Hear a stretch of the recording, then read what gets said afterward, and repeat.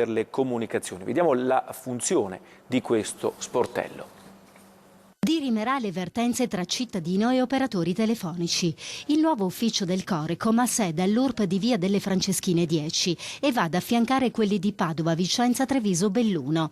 Un servizio nato per sgravare i tribunali da una mole eccessiva di lavoro e che ha dimostrato tutta la sua efficacia. Nel 2013 sono pervenute al Corecom Veneto 2.495 istanze di conciliazione. Dal bacino provinciale di Verona sono state 281, pari all'11% delle pratiche arrivate. Nel 75-80% dei casi si sono concluse positivamente.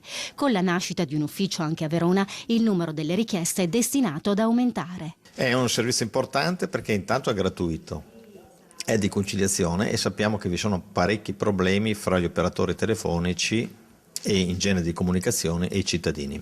Dal mese di marzo, grazie al Corecom, al Consiglio regionale e alla collaborazione con la Giunta regionale, noi daremo questo servizio a Verona. Prima bisognava andare a Mestre, dal mese di marzo 2014 si può venire a Verona. Il cittadino che per esempio chiede all'operatore la chiusura delle utenze telefoniche e continua a ricevere dallo stesso fatture inerenti ai servizi di cui chiaramente non ha usufruito, può rivolgersi al Corecom. Questo è un caso che si è verificato. L'operatore ha provveduto a stornare integralmente l'insoluto, oltre a riconoscere un indennizzo per mancata risposta ai reclami.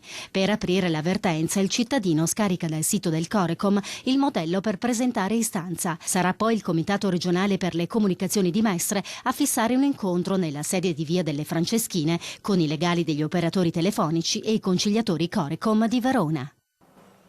Ci fermiamo, linea alla regia.